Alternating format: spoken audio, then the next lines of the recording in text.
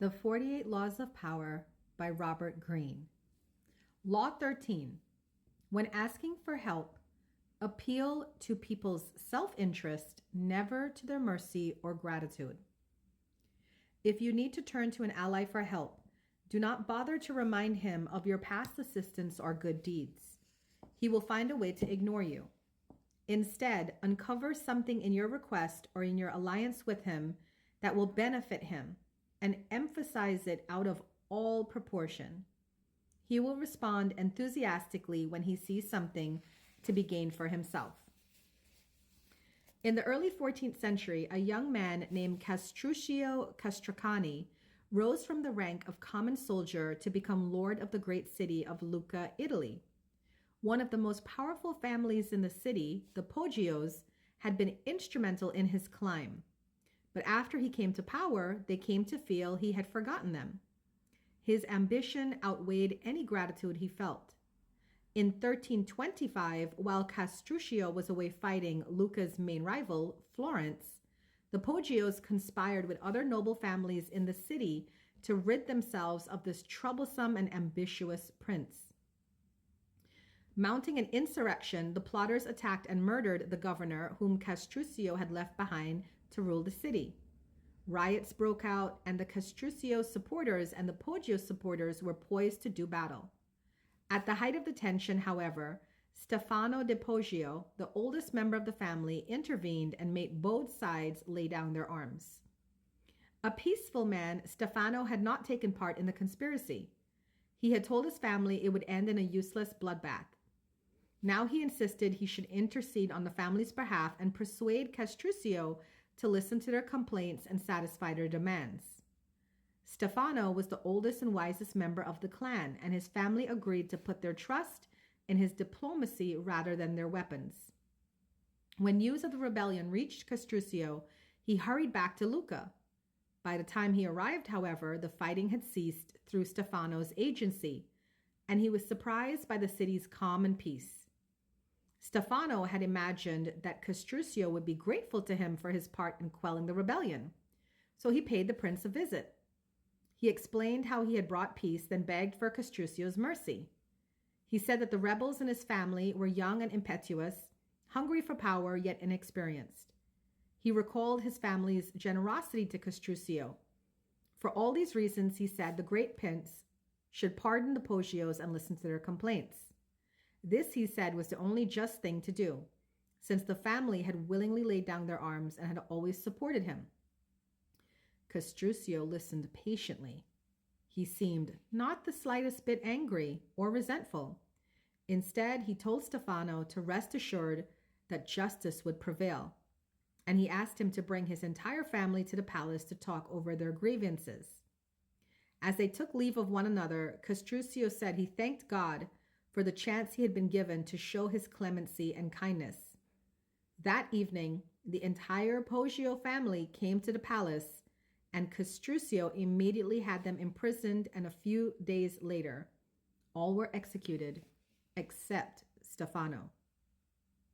Stefano is the embodiment of all those who believe that the justice and nobility of their cause will prevail. Certainly, appeals to justice and gratitude have occasionally succeeded, but more often than not, they have had dire consequences, especially in dealings with the Castruccios of the world. Stefano knew that the prince had risen to power through treachery and rootlessness. This was a man, after all, who had put a close and devoted friend to death. When Castruccio was told that it had been a terrible wrong to kill such an old friend, he replied that he had executed not an old friend, but a new enemy. A man like Castruccio knows only force and self-interest. Now, in 433 BC, just before the Peloponnesian War, the island of Corcyra, later called Corfu, and the Greek city-state of Corinth stood on the brink of conflict. Both parties sent ambassadors to Athens to try to win over the Athenians to their side. The stakes were high, since whoever had Athens on his side was sure to win, and whoever won the war would certainly give the defeated side no mercy. Corcyra spoke first. Its ambassador began by admitting that the island had never helped Athens before, and in fact had allied itself with Athens' enemies. There were no ties of friendship or gratitude between Corcyra and Athens. Yes, the ambassador admitted, he had come to Athens now out of fear and concern for Corcyra's safety. The only thing he could offer was an alliance of mutual interest. Corcyra had a navy only surpassed in size and strength by Athens' own. An alliance between the two states would create a formidable force, one that could intimidate the rival state of Sparta. That, unfortunately, was all Corcyra had to offer.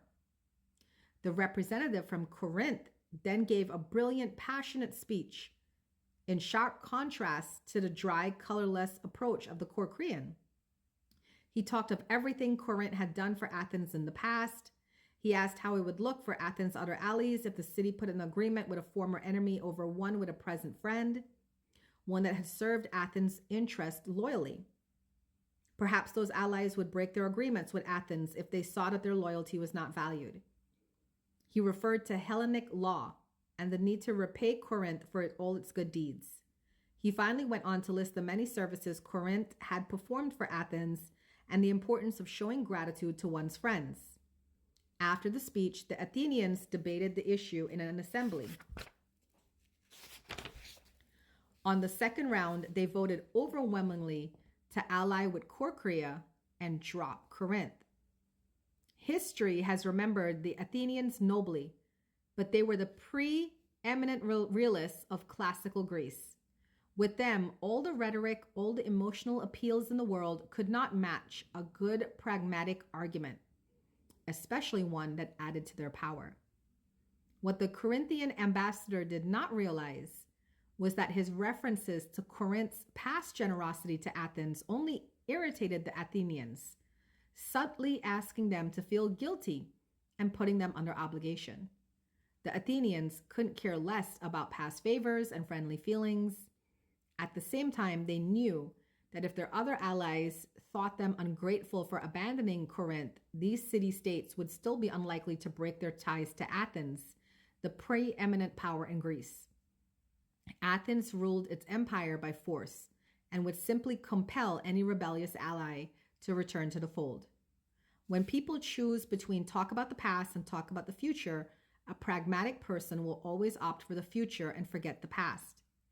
As the Corcyrians realized, it is always best to speak pragmatically to a pragmatic person.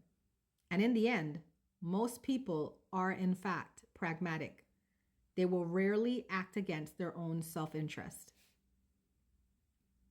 It has always been a rule that the weak should be subject to the strong, and besides, we consider that we are worthy of our power. Up until the present moment, you too used to think that we were, but now, after recalculating your own interest, you're beginning to talk in terms of right and wrong.